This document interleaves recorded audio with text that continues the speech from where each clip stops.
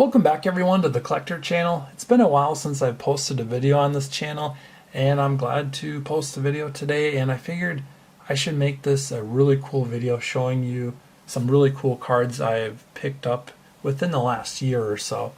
So I have 3 Babe Ruth cards, and that's what I've been focusing on lately is Babe Ruth. Actually I've been focusing on collecting Babe Ruth for many years, especially from his playing days, but more than ever lately. And these are the 3 cards I picked up, and they're not just any Babe Ruth cards.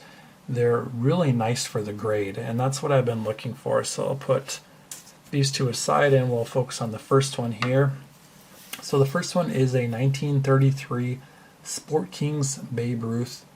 So 1933, same year as the Goudey Babe Ruth. This is a multi-sport set that came with baseball players, some football players, basketball, hockey, other sports, boxing.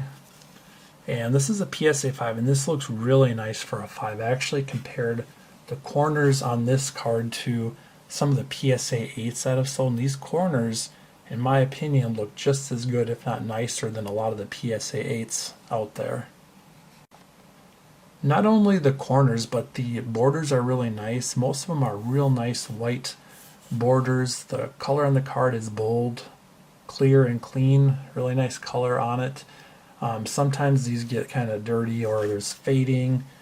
It just doesn't look as good. This looks really good. I've had several of these cards, and I've actually owned years back a PSA 8, and I think this has nicer eye appeal than that PSA 8 that I owned. And that's the fun thing about finding some of these cards, is you can find really nice cards for the grade sometimes if you really look hard. We'll look at the back, and this will show you why it got a 5 if you're wondering. Why did it get a 5? There's a little bit of a staining right there. I don't even know if that's staining. It's some kind of discoloration of some sort. Something to do with the aging of the card maybe. But as you can see, this has the bleed through, which is normal of that Sport Kings banner. On the front, kind of bleeds through like a lot of the Goudey cards do. Really, that and the centering is what gets this card. I mean, it's really not even that badly centered. When you have smaller borders like this, the centering doesn't distract that much at all. So you can see the top and bottom border are a little bit off left to right, pretty good. So anyway, this looks really nice for the grade. I'll set that aside, and let's check out this one next. This is the Goudey Babe Ruth 1933, card number 144. A really nice card for the grade again. This one looks like, just at that first glance, like a SGC or PSA 6 or maybe even a 7.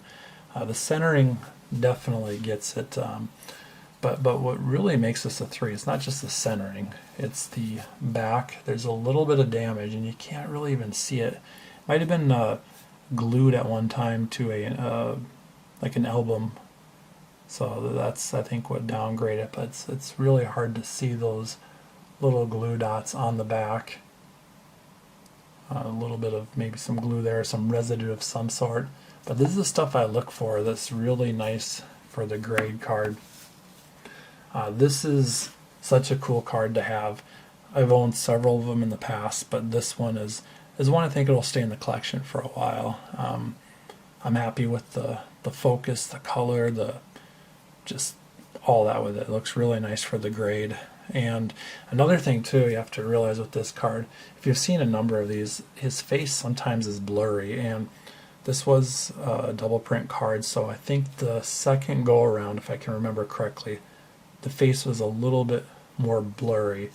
So this one has a really clear face of Babe Ruth, and the colors are great. And my guess is it was stored in an album for many years, so that's why it kept a lot of those really nice bold colors.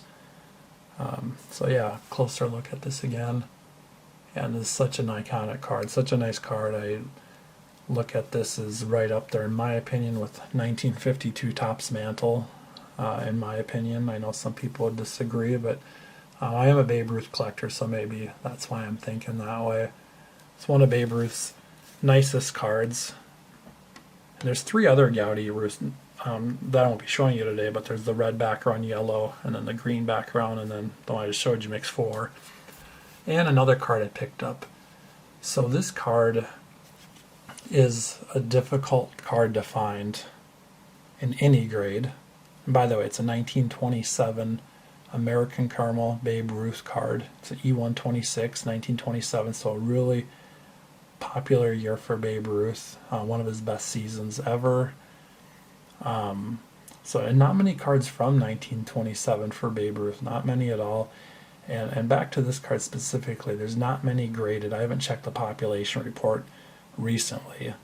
But when you get up to like VG3, PSA 3, SGC 3 and above, they are super, super difficult to find. They do not come available often at all.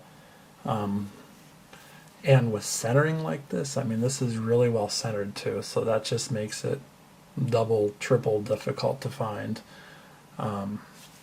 So yeah, I picked this one up a little while ago, and you can see the back has a little bit of bleed through from the front. And on the back talks about American Caramel Company. And this was another interesting thing is this card wasn't cataloged for the longest time, so they didn't really know much about the set. And another thing about it is it's the last year American Caramel made baseball cards. They were producing baseball cards in the early 1900s for many years. But this was the last year, so that makes it really cool too. And it's the photo montage of Babe Ruth again. There was a photo montage of Babe Ruth American Caramel in 1922 also, which is, if I can remember correctly, it's not zoomed in as much, but I believe it's the same or similar image of the 1922 American Caramel Babe Ruth photo montage, but this one just zooms in more. I haven't noticed any variations with this card, meaning if there are any blank backs or any different advertising backs like you would see with some of the 1921 American Caramel Babe Ruths. So yeah, it's a really cool card. Really glad I got this, and the quality is there, and everything. Let's take one more look at this. So this is the Texan collection. I've noticed the Texan collection. I don't know much about the collection, but what I do know, there's some really nice sharp cards that have really good focus and just quality image of the card.